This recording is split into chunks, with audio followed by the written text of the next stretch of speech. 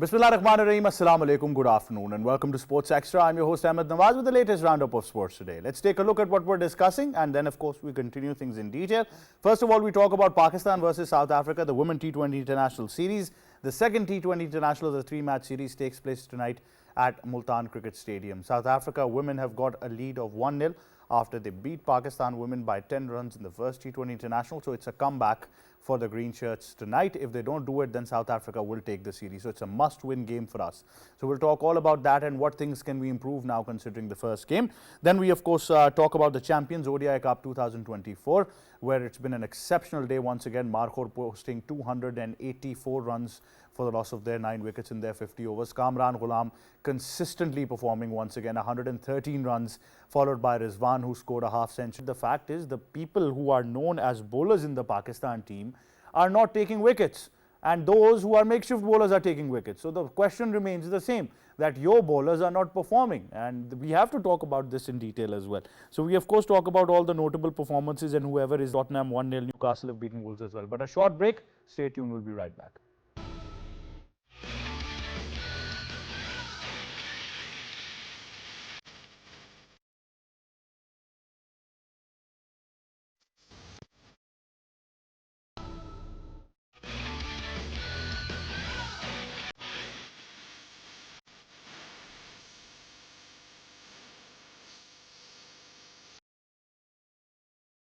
Time now to introduce the guest. Of course, we'll be talking about a lot of things, and joining us in studios first of all is cricket commentator, international broadcaster and presenter, our sports expert Asif Ahmed. Assalamu alaikum, Asif. How are you? Walaikum Assalam, Ahmed. I'm doing very well. Thank you very much. Thank you for joining us. We've also been joined by sports expert Malik Usman Ahmed. Assalamu alaikum. How are you, sir? Walaikum Assalam, I'm doing well. Thank you for joining us. We've also been joined by fellow anchor and expert on various platforms, Sayyid Mohammad Awais. Assalamu alaikum. How are you, sir? Walaikum Assalam, how are you? I'm very well. Who's the captain? Thank you for joining us. Who's the captain? We'll tell you in a bit. We've got all the details for you. Trust me, English is a funny language. So you're going to enjoy this show more than you enjoy any other on our platform. So there's a lot to say as well. Well, soft hands it is. But before we discuss things further, let's take a look at this report on Pakistan's campaign against South Africa. South Africa clinched a 10-run victory over Pakistan in the initial Women's T20 showdown at Multan Cricket Stadium. The Proteas dominated the home team as Pakistan chased the target of 133 but fell short at 122 by 5. Opting to field first after winning the toss, Pakistan, known as Green Shirts, faced a formidable South Africa total of 132 by 4, led by Laura. To secure a win in the next match, Pakistan should focus on strengthening their batting partnership, improving their fielding and bowling strategies, and maintaining composure under pressure. Analyzing the previous match's shortcomings and working on rectifying them will be crucial for Pakistan to bounce back and secure a victory in the upcoming games. There you have it, all you need to know in this report by Malaika about the details of the first T20, and of course the second one that takes place tonight is a must-win game for Pakistan. So Asif, what are the areas of improvement that you want to see tonight? Well, of course, if you see the last game, that we were poor in the fielding. Drop catches, some misfielding, that was the huge concern for me. And then the planning, the execution, of course, that when you're chasing 132, that you should go and it looked like, you know, just play, run a ball. That's it, very simple.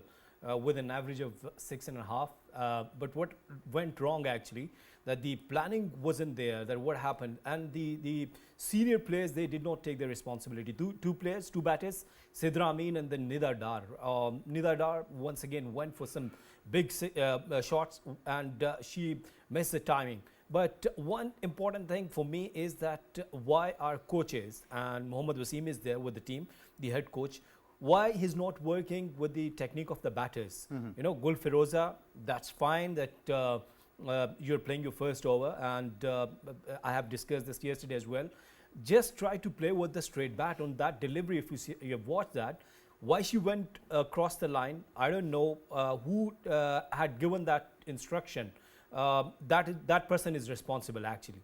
And if not, then you know that the batters, they're learning with the passage of time.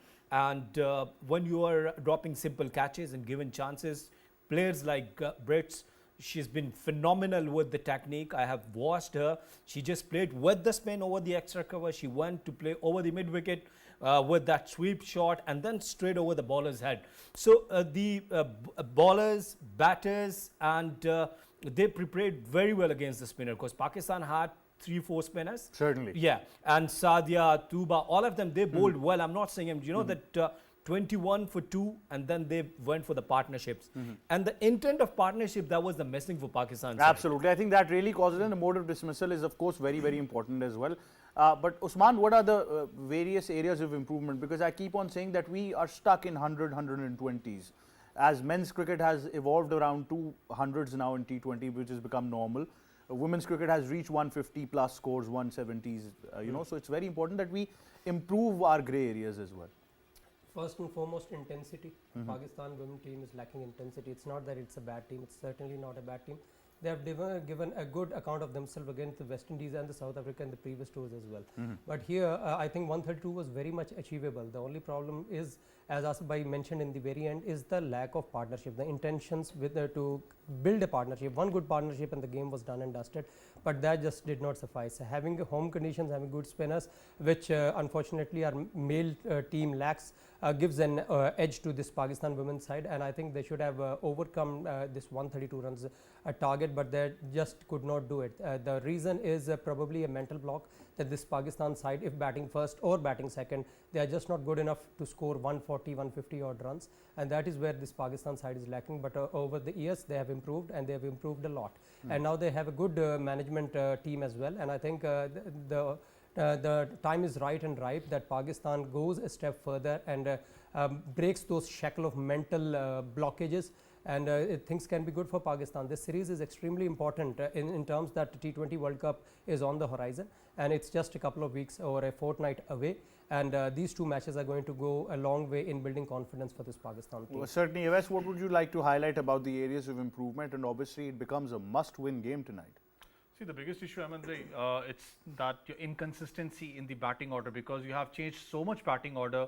If you remember, Sidra Amin opens up with Gul Firoza, but she has even been fluctuated a lot not in this just series, even the series which was played previously. If you talk about Nidada, she has been the ex-captain of Pakistan. The biggest issue what I see is that the middle order actually, see, your opening department does lay a platform for you, but your middle order is the one which actually wins the matches for you. If you just travel a little bit back when we were playing the World Cup over there, and I remember Pakistan even lost to New Zealand when we had just 16 runs to left, because you never had a good finisher over there. Alia Riaz, what intent, what actually you want from her, you need to be clear with that, what batting order she needs to play on, because see, playing an innings of 50 runs and still not winning a match, not getting chances, risky chances, that means that your intentions were not there, because you are not ready, you are not ready to take some I think skills. Yves highlights a very important factor is that the players need to be given a role as well. So I'm sure that, you know, the team management would have sent a message to Alia. She would have known that these many runs are remaining. So everything would have been in a nutshell as well.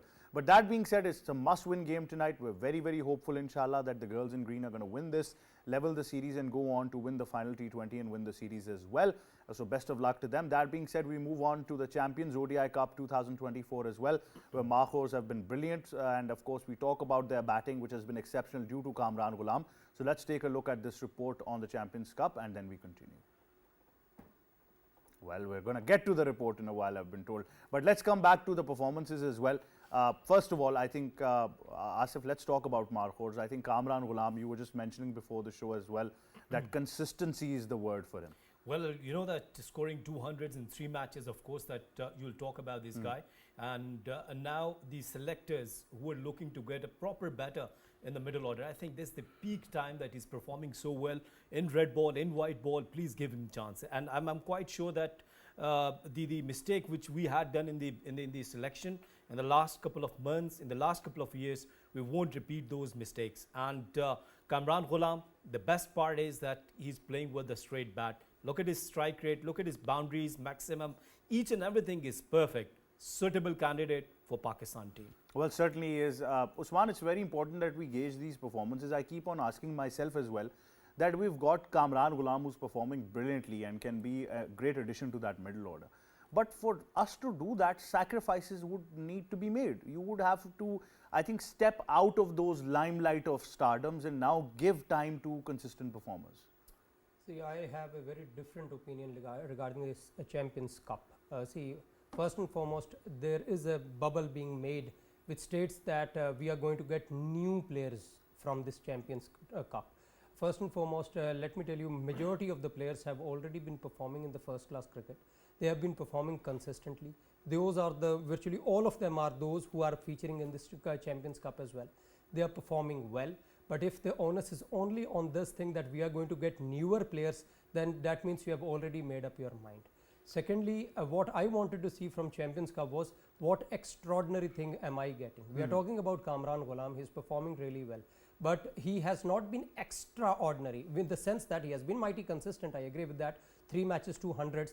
But what new did he bring to this tournament? That is only consistency, and we already have 2 consistent players in our team who are batting in the middle order, and the whole problem of Pakistan's poor performance is circling around those 2 Do you want players another as well. no-look shot now from Kamran Ghulam? What new do you want? No, I'll explain myself. Yes, sir. What I wanted was that what extraordinary talent is coming out of this Champions Cup. Just propagating and promoting a tournament that all the senior players or the best players of Pakistan are featuring in this So an tournament. X factor, as we say. I did not, yeah, you can, yeah. X If factor. Hurrara that's is a not good thing. performing, if We- Sam Ayub is not No, performing. no, I think I understand now. The word is are- X factor. It's the X Something factor. X factor. What, Yes, I what understand. new blueprint you are going to get from this tournament, that is what I want to see. New If, captain. if you have all those, see, okay, you're talking about the new captain. I can explain that as well. Apart from Stallions, all the captains are tried and tested in Pakistan's national team as well. So certainly you're not going to get a new captain. That is understood. Secondly, the brand of cricket that these teams are playing is outdated, and that is the brand of cricket that is played by Pakistan's national team as well. Win the toss, bat first. Bat Yes. first. Okay. The pitches that we have, all our batsmen, even international and domestic players, are good on those pitches. So we are not getting any extraordinary bowler. We are not getting even an extraordinary phase of cricket in any of these matches as well. So what we are going to get out of this, I'm not so sure. Right. So, Mr. Captain, my question to you is that Awais Saab, we are seeing wickets columns sticking. Fahim Ashraf took 4. Salman Ali Agha Asif took is 3. favourite. 4-3, 4-3, one part of the equation. The bowlers who are supposed to take wickets are not taking wickets. So, where is our bowling going right now? Asif is favourite, I mean, Fahim Ashraf, because he has been talking about a lot of him. Ki Asif has been talking about him. I'm a great fan of him. But one thing is good. I'll see, I mean, at least Gary Kirsten and the general public, because, you know, one thing when we speak about your domestic structure, the biggest issue what we face is that it's not live telecast. So you don't know which player is actually performing, which is good intact right now, currently going on, who has good form, which he carries on. So even Gary Kirsten would now really know that there are big guns sitting up. It was unfortunate that some of the players who actually had in their mind that yes, we are almost finals for the Pakistan squad, they will know now that no, we need to perform well, or there might be someone who can take chance. I would obviously agree with Usman Bhai one thing, that see, when you talk about new young talent, that means you're including your under 19 category player, you're including a domestic structure player. Remember I told you one thing, Ahmed Bhai, I know 150 players were picked up with the AI technology, but there are many players who performed well in the domestic structure. They played at least 6 matches, but I don't know for what reason they were sent back to grade 2, or they were dropped off. So they went to play club cricket back over there. They performed over there, but they were not actually picked over here. The second thing, what I love about this tournament was that actually at least you're getting something busy. You're getting your players to be busy over here. I know there are good points, there are bad points, that you have got the England Test series coming up. Everyone wanted you to be in a test mode over here, but the way Pakistan... Well, I understand why Awais is struggling over here, because K. Asif thinks that if No, you this is not, I if mean, you make a monkey do sorry, your house chores, it's not sir. going to be. Well, I don't agree any with this, effective. you know, just keeping them busy. No, they're getting experience. If youngsters are not performing, Usman Bhai, if Saim Ayub is not performing, Hurrara is not performing, and Umar bin Yusuf is not performing, then who's responsible? Pakistan Cricket Board is not responsible for that. They have given the opportunity. Asif This bhai, platform, Asif bhai, I remember, now this is, one yes, second, yes. I remember, see, I do agree with you, but one thing I Right, tell you. yeah. The players who have been performing well, I'm not a great fan of Herrera, but we need to understand one thing. When he was in a nick, how many chances did he get for Pakistan? I'm not a fan of him. I know he has been exposed over here. I Oh, it's literally one believe that. inning. Come on, it's the first. That's innings the thing that I'm we're saying talking on. It's just 1 innings or 2 innings. But he's performed for Pakistan Shaheens. The issue is with, what I want to highlight is with the test cricketers who have represented Pakistan national side. I'll quote an example of Shaheen Shah Afridi. What has he be bowling over here? He needs to take one thing out of his mind. One thing was really good by one of the ex-cricketers. He said yesterday that Pakistan players, specifically Shadab Khan, he needs to realize one thing, that he is in the Pakistan team because of his spin bowling. He's a spinner for Pakistan. He's not a batsman. You can't rate him for a batting and say that fine, he's performing well and let him come for the Pakistan team. His major job is to bowl. Right. Same as with Awais, Shaheen Shah Afridi. Awais, I'm going to take it in a nutshell, and before I move on to the next segment, Asif, I'll ask you a very, very important question regarding this One-Day Cup, because like I said, that if you talk about certain, I think it's time all of us became very brave and took names who now deserve to be in that structure. Let me just take your opinion on one of them, and that is Mubassir Khan. Well, Mubassir Khan played a very, very crucial innings, and technically so sound. And if you see his first-class record, it's been good. 39, his average is okay. But the problem is that either we are that much brave that to give chances to the new players. What I had said in Bangladesh series, that Babar Azam, take rest. I mean, this is the best time. Why we haven't given chances to the new players, as Awais was mentioning, that Hurera scored, that Kamran Ghulam. So the time is bring new faces like Mubassir Khan, because they're performing well in the domestic circuit, and you do not have bench strength. Absolutely. I think that becomes a very, very important question. But thank you very much, Sayyid Mohammad Awais and K. Asif, for joining us. We're going to hang on to Malik Usman Ahmed, and we're going to be talking about the English Premier League. Let's take a look at this report. The English Premier League is heating up as Manchester City leads the table with 12 points, showcasing their dominance with a commanding 2-1 victory over Brentford. Arsenal is hot on their heels in second place with 10 points, following a resilient 1-0 win against Tottenham. Newcastle is in third place also with 10 points, having clinched a thrilling 2-1 victory over Wolves. Liverpool and Aston Villa occupy the 4th and 5th positions with 9 points each, with Liverpool making a dramatic comeback to beat Nottingham Forest, while Aston Villa secured a 3-2 win over Everton. These matches have not only highlighted individual brilliance, but have also set the stage for an intensely competitive season ahead, where every point will be crucial. Well, it's been mixed emotions when you talk about the English Premier League so far. Some results have been there, some are yet to come. So, Usman, I'm sure you'll be commenting on the games that we just saw as well. But before that, I want to ask you something very important that has bothered me, and that is something that has circled around Manchester City. And their dominance is pretty clear to all of us, the brand of football they're playing, the level that Guardiola has brought and everything in there as well. But once again, English media was abuzz that because they breached more than 100 articles of the English Premier League Code of Conduct, there is a risk that they might be excluded from the Premier League.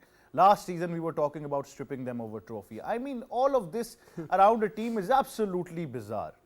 It's just not about FA, it is even about Spanish Football Federation. They have been talking about Manchester City. That tells a lot about how successful Manchester City has been. And more importantly, because their owners are not from Europe. That is another reason for that. You have a country in which you have a team that has been dominant over the past 1 decade, not just in your country, but over the globe as well. It tells a lot about how successful that team has been and how promoting that team has been about your country, your league, and especially football. But unfortunately, more the talk is about off the field rather than on the field. The brand of football that Guardiola has brought to this Manchester City and the players that are featuring in this team are simply extraordinary. They have taken this football to another level, and they have been mighty consistent with that. It's not just the brand of football that they play, but the results as well. Even if you ask Real Madrid off screen, they will state that we might be the European champions in the past few years, but and Manchester City has won trophy. But if you look at the past 1 decade, Manchester City have been the team to beat. They have been unfortunate in many of the knockout tournaments as well, and they were supposed to win those matches and win the Champions League more than once. But that just did not happen. That doesn't take anything away from the brand of football they play, the superstars they have in their side, the brilliant manager they have, and the extraordinary leadership that they fall under as a Manchester United team and squad. They have been simply extraordinary. It's only about the 115 charges they are talking about. Absolutely. You are innocent until proven guilty. Proven guilty, absolutely. And I think Aaron Haaland coming to City put salt into the wounds of many of these entities as well. On that note, we go towards a short break. Thank you very much, Malik Usman Ahmed, for joining us. We come right back. Stay tuned.